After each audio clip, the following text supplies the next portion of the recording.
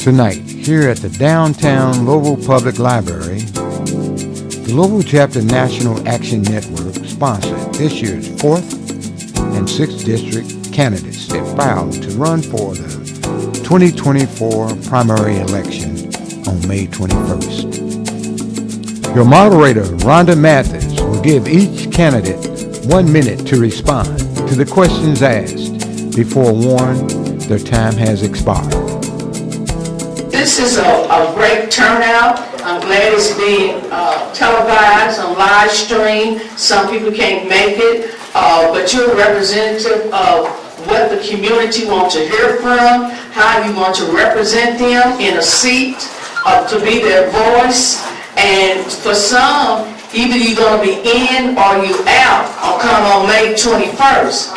So we're going to be timely as far as with the questions. We have someone with a timer, or he's going to hit the gavel to let me know that time is up, because you have 1 minute with 60 seconds in it, and that's all you want to get. So think about how you answer. You will say, well, can I get back to that? No, because we have a lot of people, and we want to get much information that we can to let people make the choices for the candidate they want to support in this election, because this election is very important to our community. Okay, so I'm going to start with the first question is, and I will start with ladies first. Tell us your name and some personal background information about yourself. Good evening, and thank you to Nan for hosting this event tonight. My name is Kate Dittmeyer-Holm. I'm running here in District 6, and I have lived in District 6 for a long time. I live in the Old Louisville neighborhood, and I've been an attorney for the last 15 years. I started out as a public defender. I was a public defender for a total of 7.5 years, and I worked later as an immigration attorney. And having worked in the criminal legal system, in the immigration system, I walked with clients who were in systems that didn't work for them, systems that weren't designed to work for them. And so I got curious about the issues that I was seeing over and over again, and I got my education doing that work and having relationships with people and learning more about the root causes of issues. And that makes me want to be a policymaker, a legislator for District 6.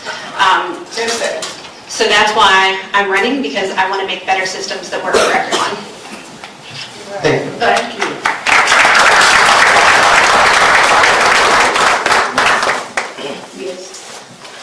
I also want to thank National Action Network for putting this on. Thank you for being the first people to reach out, schedule a forum. It's no secret that I do a lot of canvassing. I do that because I believe that it's important, it's vital for building people power, that we go and we speak to the voters, that we are frank and honest about our policy positions, about our politics, because that is the only way we're going to build power, it's the only way we're going to build movement. My name is J.P. Lininger. I'm a Democratic Socialist, I'm an organizer, and I am proud to be a movement candidate running here in District 6 to build power for the working class here in Louisville, something that's sorely needed. Like I said, I'm an organizer. I've been organizing with DSA for years. Before that, I was working in the community on anti-racist organizing, doing stuff with Food Not Bombs, things like that. I got involved working for Robert Bell's campaign when he ran for Metro Council and then later for state representative. And that really changed my life. Because I really saw that the people of Louisville are ready for change, the people of Louisville are hungry and ready to build a city that is for everyone. We don't have that right now. And I am very proud to be here and to hopefully be a representative for the people of District 6 and build that people power.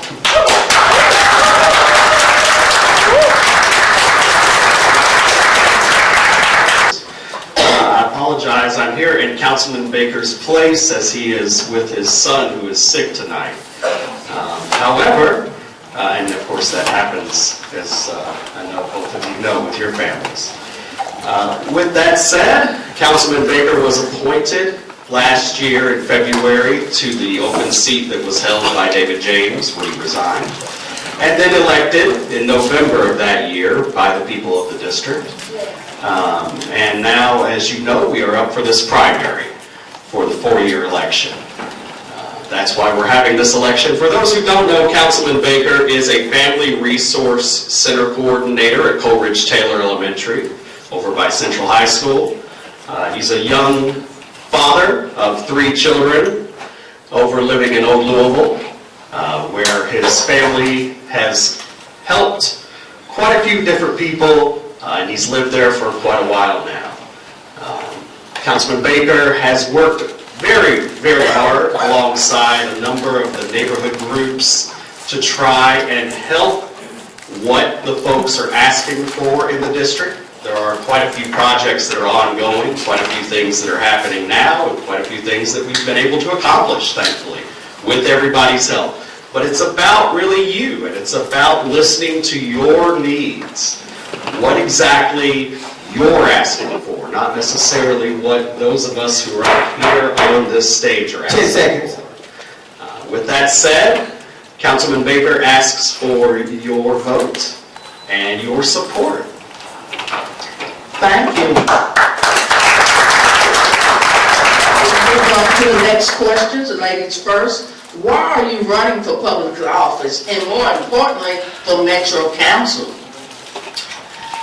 I'm running for public office and specifically for Metro Council because local government is what touches people's lives most directly. It's everything from potholes and sidewalks and your trash getting picked up to local legislation, housing policy, anti-discrimination ordinances.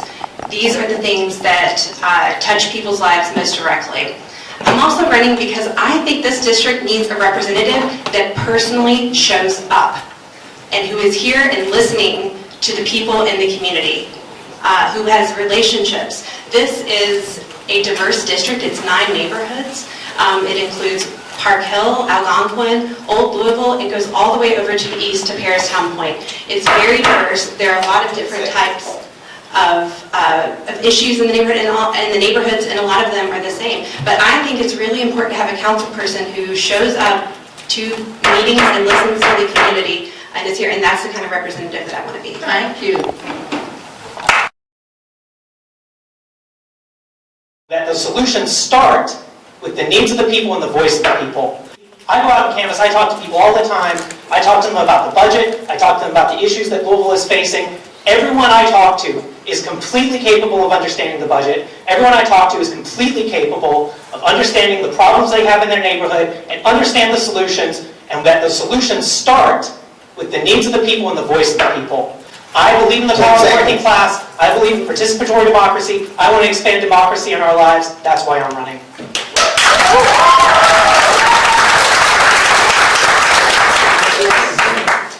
So, Councilman Baker, I actually asked him this question. One of the first things I asked him when he was appointed was, why did you seek this seat? And he told me that it was many of the same reasons that they've actually, our friends over here, have talked about. Local government is the closest touch point to people. A lot of people have questions and things that they ask that commonly end up in state and federal government, but local government, the potholes, the street lights, the violence, the things, the positive things that happen in our parks really touch you. And that was his reason. He said, I want to make the changes and help make those changes in District 6. It's a district that is diverse. It has a lot of diverse needs. And that was his reason. Along with that... 10 seconds. Yes, thank you, ma'am. Those needs are something that we've been trying to tackle, and just like our friend Jakey said, it's not something that's going to happen overnight, but we are working on it. Thank you. Next question for each of you. Have you ever ran for public office or served in public office before? No, I have not served in public office before. This is my first time running, though I did seek the appointment when the seat was open last year, and I was part of the Merge Kentucky class of 2023 to prepare myself to run for office. So yes, this is my first time running. This is also my first time running. I was the treasurer for Robert Livertisco when he ran for state representative, when he ran for Metro Council, and I was the campaign manager for him when he ran for state representative. I was also the co-manager of the Kentucky Access for All No on 2 campaign against the anti-abortion amendment that was on the ballot in 2022. Very proud to have done our small part to help defeat that. But more importantly, it was the people of Kentucky that rejected that. And I am proud of the people of Kentucky about that as well. I did not seek the appointment. In fact, I asked Robert to run. Robert asked me to run. Robert said, I can't do it, I want you to do it. Here I am. Councilman Baker is obviously the sitting councilman, so yes, he has been elected. He did seek the appointment and achieve that. Before that, he did seek state representative office a few years prior. And with that said, I agree with many of the things that JP said there. It is great to have our friends here as challengers and as candidates so that people have choices and it keeps the sitting incumbents fresh. They should have to answer questions like this. Thank you. Okay, the next question for each of you. If you could change one thing in your community, what would it be? If I could change one thing, it would be that there would be enough shelter space for anyone. We wouldn't have anybody who lived on the street and didn't want to. So in our city last year, when the count was done for people who were living outside, there were 581 more people who were living outside than there were shelter beds. And on any given night in this city, there are 12 to 15 families who are on the waiting list because they can't find shelter space. That has to change. We have a moral obligation to make sure that people have a place to go, to be safe, and to not have to live on the street. I would change, that's one of my priorities, to address affordable housing, to address evictions, to address the lack of shelter space and services, and to make sure that 10 seconds. to make sure that no one has to live outside, because I believe it's our moral obligation to take care of that. Also, before we get to the next question, we will be taking a few questions from the audience. A few. So just raise your hand if you'd like to ask a question of District 6. Okay, okay. So what I would like to change is the budget. The budget is a moral and political document. It's a test every year of what our priorities are, what we care about, who we care about. Every year Louisville fails that test. We have doubled what we spend on police since we merged the city and the county 20 years ago. Raise your hand if you feel like we've got results commensurate with that, if things are going great with our public safety, with how much we spend on police. I don't feel that way either. The truth is, we have strangled our services as we have chased spending more and more on police. Community centers, after-school and summer programs for kids, jobs programs for teenagers, swimming pools in the summer, things we used to have that are gone because we don't spend enough on our community as we chase spending more on policing. We just gave $114 million of future revenues to Jefferson Development Group to build luxury high-rise condominiums in the Highlands. They don't need help selling real estate in the Highlands. The people's money needs to be spent on the people's needs. 10 seconds. That's what we need to change.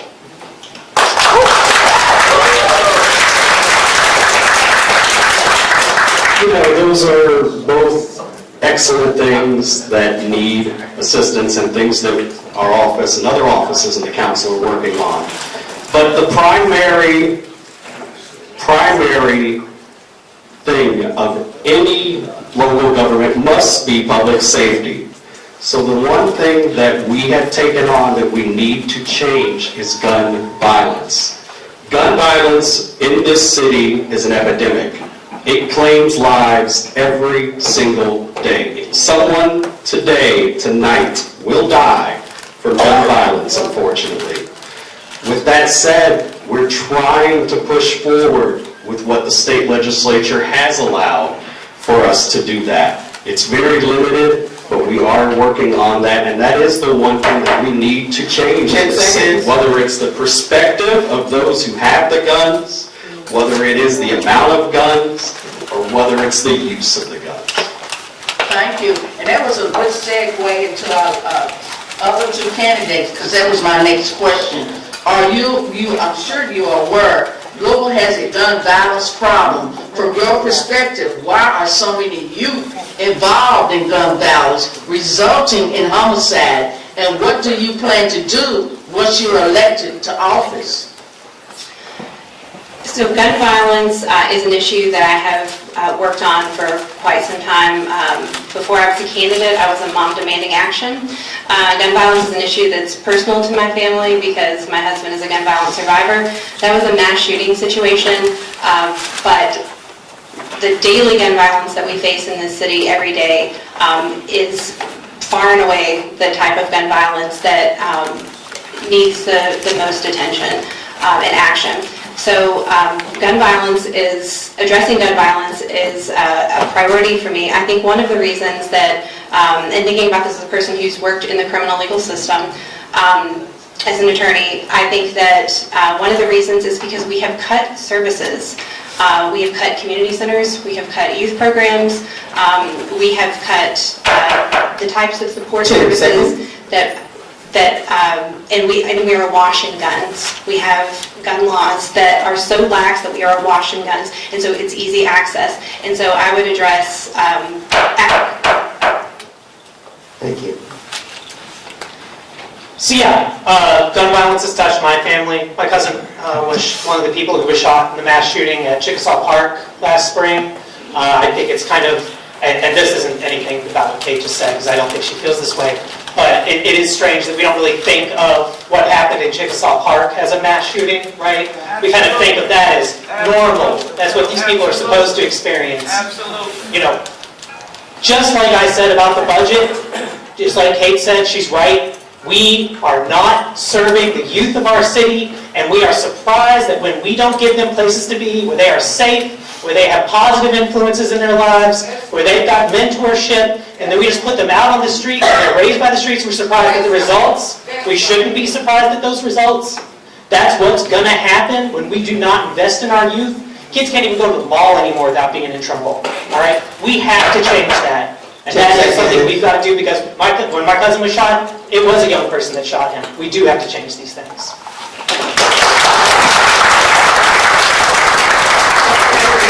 It's under a consent degree. Oh, well, you sort of answered. You want to answer again? Okay. Councilman Baker agrees with those, but it's not about what Councilman Baker thinks. Studies that have been locally show that this is a systemic problem. It's not something that can be easily fixed. It is related to the services we offer. It is related to our youth and what opportunities or lack of opportunities they have. A lot of it is related, quite frankly, to the lack of connection that our youth have to the services that exist. I want to applaud the Office of Safe and Healthy Neighborhoods, OSHA, because they are out doing that hard work, trying to connect youth and neighborhoods to metro government and agencies with services. But we need more, and we're trying very hard to achieve that. With that said, our friends here talked a lot about that they want to make the change. They didn't speak about how. That's it. The councilman is out there actually making these changes. One of the big ones that you're going to see announced tomorrow is an investment in the Park Hill Community Center, a historic investment. One that hasn't been done as far as I ever know. 10 seconds. That's it. Yeah. Thank you. Okay. As you're aware, Louisville is under a consent decree with the LMPD. Once elected, how will you deal with this issue, and are you willing to work across party lines in partnership with LMPD to solve these problems? Yes, I'm very familiar with the 90-page DOJ report and the issues in them. As a criminal defense attorney and a person who has worked on the issue of police misconduct, I think it is imperative that we address this issue, and it's not something that we can do without working across lines, without building coalitions and finding agreement, because police misconduct, police distrust makes our communities less safe.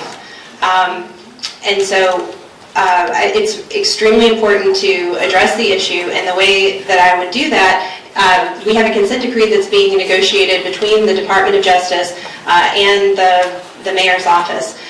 The community has not had an opportunity to be involved with that, and I think that is critical for the community to be involved, and so I will continue to push for community involvement on input with that.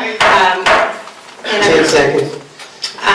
And so to ensure that the mayor's office does everything, and then to make sure that the police abide by those reforms and the things that are in the consent decree when it is finally resolved.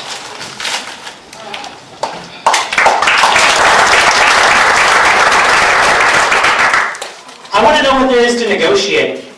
Why are we negotiating about this consent decree? The Department of Justice report was damning about the history of police abuse, the history of racial discrimination in the city of Louisville. I don't know what there is to negotiate. I support Shamika Parish Wright's People's Consent Decree. I was at that press conference. I know that Kate was as well. What we need to do is to have a police department that understands they serve the people of Louisville, not the other way around. We have an FOP contract that is negotiated in secret, that is wrong. All of our Metro contracts should be negotiated openly, but especially the FOP contract.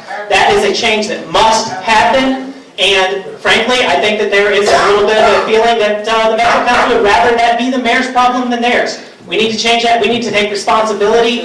We need to have real leadership in Louisville.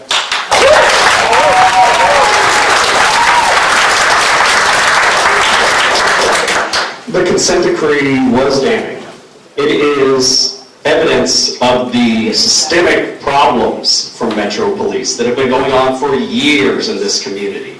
And it is something that we need to keep a careful watch over. I was in New Orleans when we were negotiating the consent decree down there. It was a very, very complex negotiation, and the reason it's a negotiation is because these are real things that will happen in Louisville, that will be mandated, and we have to take a look at what we're doing and what the government, the federal government, has oversight over Metro Louisville and as far as the actions that can be taken. There needs to be change in Metro Police. This isn't a secret.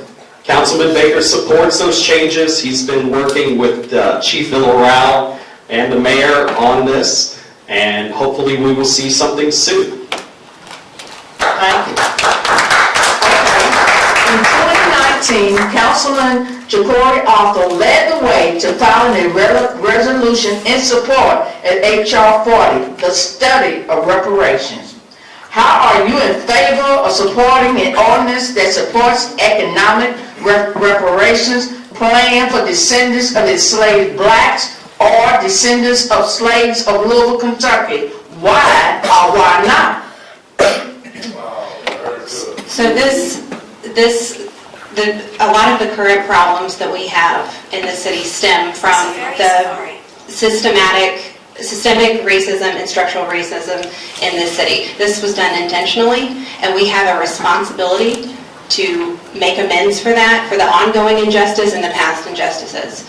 I'm in favor of reparations. I think that we haven't compensated people for what happened and for the loss of economic opportunities, for the loss of opportunity to build generational wealth, and so, yes, I think that it is absolutely something. It is one way that we can address it. I think there are lots of other ways that we have a responsibility to address. 10 seconds. To address the racial and economic injustices that have happened in this community. Again, that were intentional and that are ongoing to this day. So, that's where I stand on that.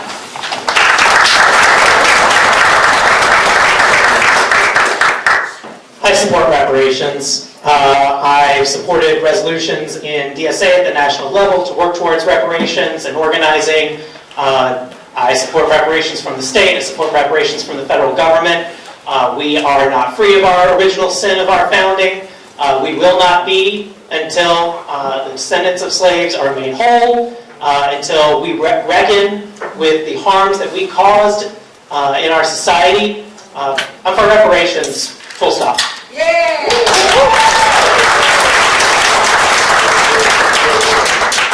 Like our friend, Councilman Baker is also in support of reparations. The question becomes what form that should take.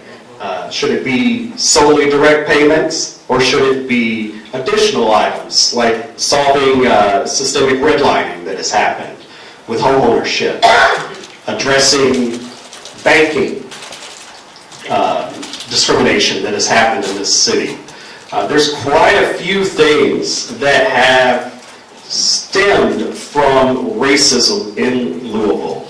And it's time, far past time, for this to be addressed, not only by metro government, but by state and federal government.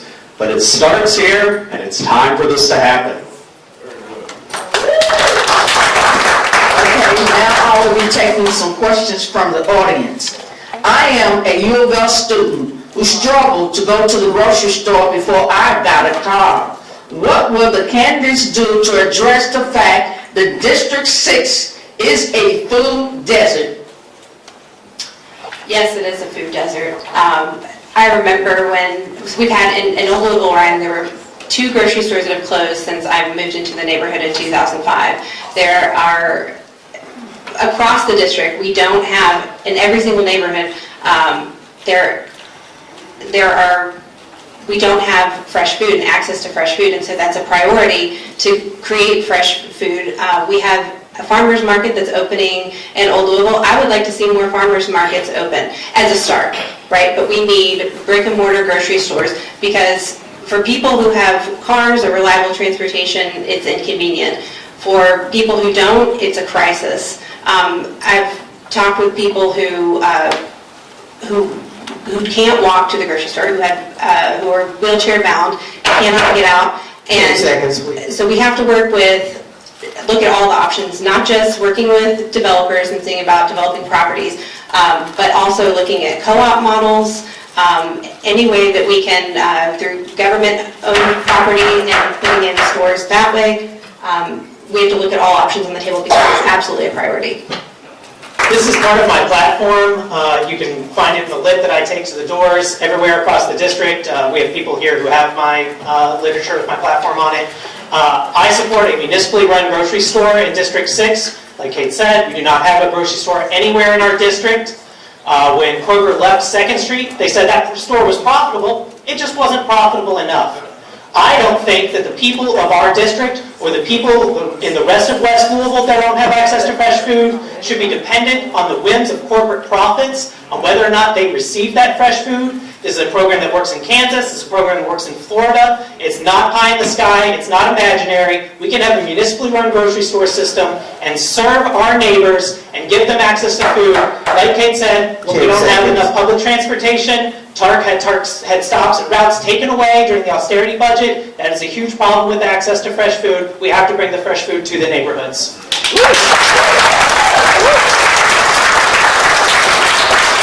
Our friend covered quite a few things there. The municipal grocery idea is an interesting idea. It is one that the councilman believes would push government, especially local government, into an area that should be covered by private industry. It is something that private industry has covered in this city and can cover again. We are working with a developer and a vendor right now to build a grocery in the Park Hill, Algonquin neighborhoods. This is something that we're hoping will be funded in the metro budget coming up, and we will see how that all works out. But it is imperative that we try and get access to fresh food, ideally local food, in all of our neighborhoods. We've also worked with Kroger, actually, to provide what is called the Healthy Start program. This provides food delivery from Kroger for completely free to those families that have small and young children.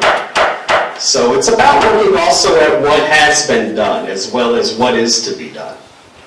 Thank you. Okay, Nick? Sister, I just want to, excuse me, remind people of the time We're going to take a couple more questions, and then we're going to go, by 7:15, we're going to move to District 4. Okay?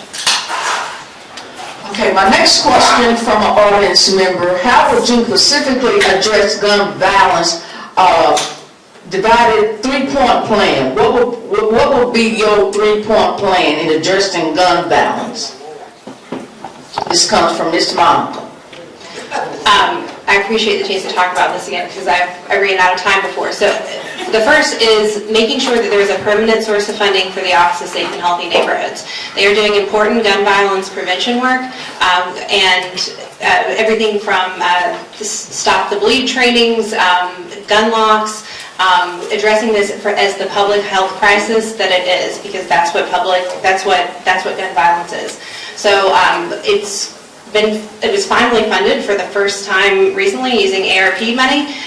Those federal dollars are going to go away, so finding a permanent source of funding and making sure that it is funded every year and that it is robustly funded, because what we don't want to do is say we tried it as a half measure and it didn't work and to stop funding it. 10 seconds. The second thing is to work with state legislators and federal legislators on gun legislation, because that's where our gun laws are made. At the local level, our hands are tied in making more strict gun laws, and so working with legislators at those levels is really important to make that happen.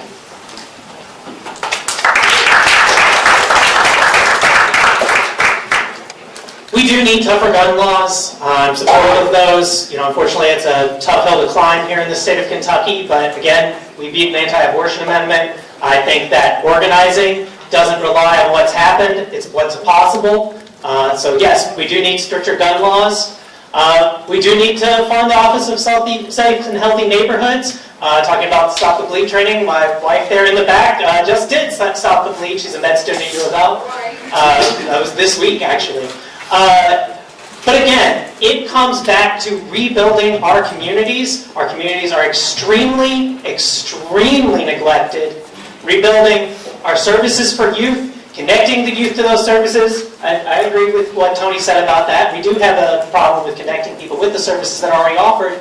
But generally speaking, we need to improve the quality of life throughout Louisville, take away these crimes of desperation, take away these feelings of hopelessness that lead to violence in our neighborhoods. We have to be there for our youth in every way. That is the number one thing that we have the power to change and must change.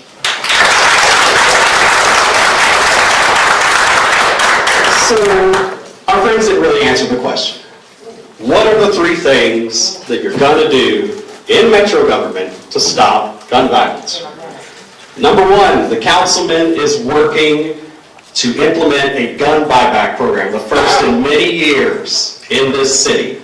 Number two, the councilman is also working to increase community center staffing and the pay for those community center staff. That has been a problem that the Metro Parks leadership has identified as to how the community centers are operating, and we've asked the mayor to do that in this year's Metro budget. Number three, again, we need to make the connections, and Ocean is doing that, the Office of Safe and Healthy Neighborhoods, between the community and the organizations that are already out there doing the work. Those are the three things. Thank you. How do you feel about NDF being used for law enforcement?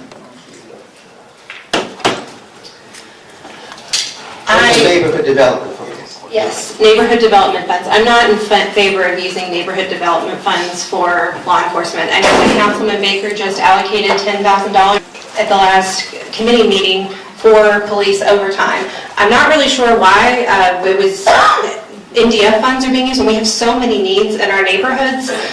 Police overtime is funded. Police and corrections make up 40% of our budget.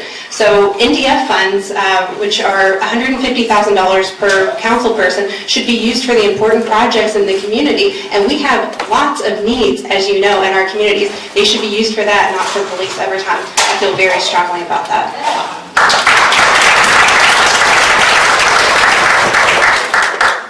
Yes, I'm opposed. I talk about this everywhere that I go. I talk about this at neighborhood association meetings in Old Louisville. I don't change my message depending on my audience.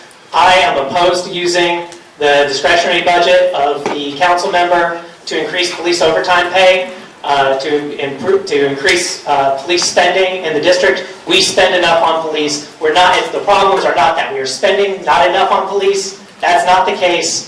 We need to improve our district, improve the quality of life for people, just the things I've been talking about. I will not. I just won't.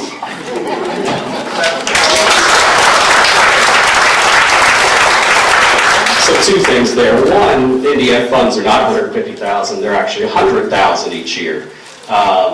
2, the people of Old Louisville will be interested to hear your all's responses on that because it was a direct request from the Old Louisville Neighborhood Association.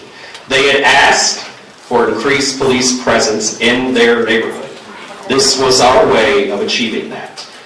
While there is overtime allocated each year in the metro budget, that overtime is not specific. So when a council person allocates neighborhood development funds because it is a law, it is an ordinance, we can specifically say, and did, that it is for increased patrols in the Old Louisville and Limerick neighborhoods. And that's what was done.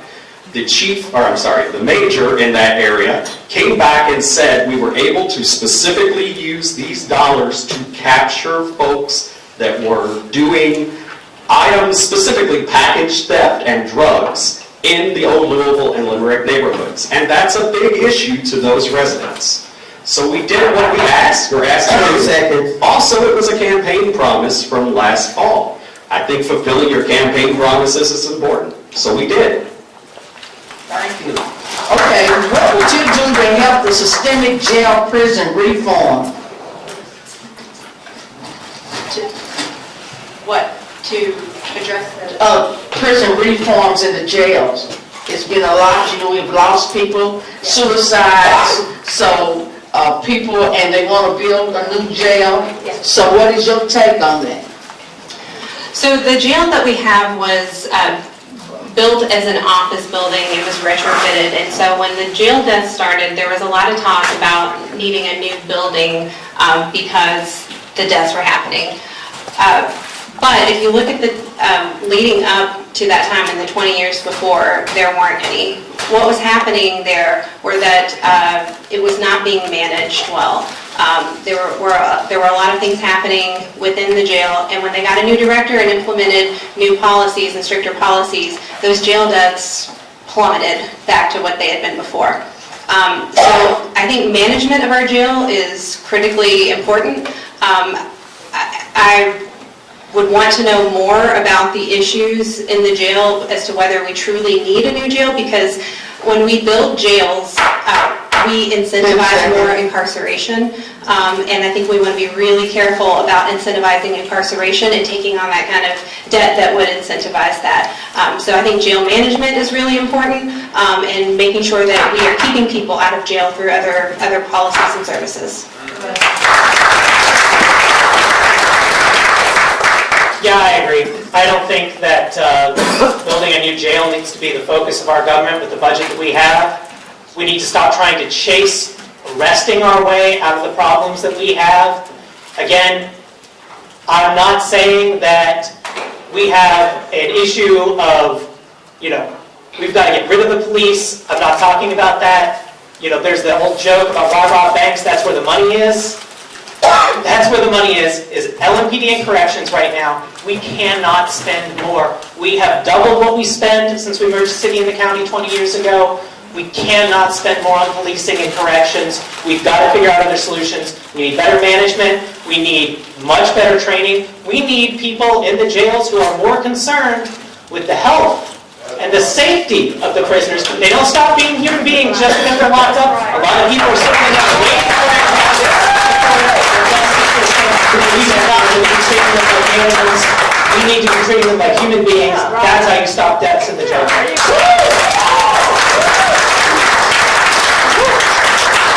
Let me be really specific here. Councilman Baker does not support building a new jail. Stop. It's that simple. As our friends were saying, it is important to look at the other issues, but one of the most important issues, and we've talked about this all night is the reason folks end up in jail. What are we doing in our community to stop the people and the direct-to-jail pipeline? We have to stop folks from ending up there. Does the jail have issues? Absolutely. We applaud Director Collins for the work that he's been doing to solve a number of those issues, specifically related around drugs in the jail. But we need to stop people from getting there in the first place. And that's important. That's what we need to be spending that money on. Thank you, each candidate, for sharing your thoughts and giving people information as far as who will they vote for. You each were very candid and forthcoming. We appreciate the time you took to come here to be with the community. And at this time, I know all questions were not given, but it will be in the next round because we have to cut this off. And we're going to take a 5-minute break, and then our next candidates from the 4th district will take a seat. Thank you. Yes,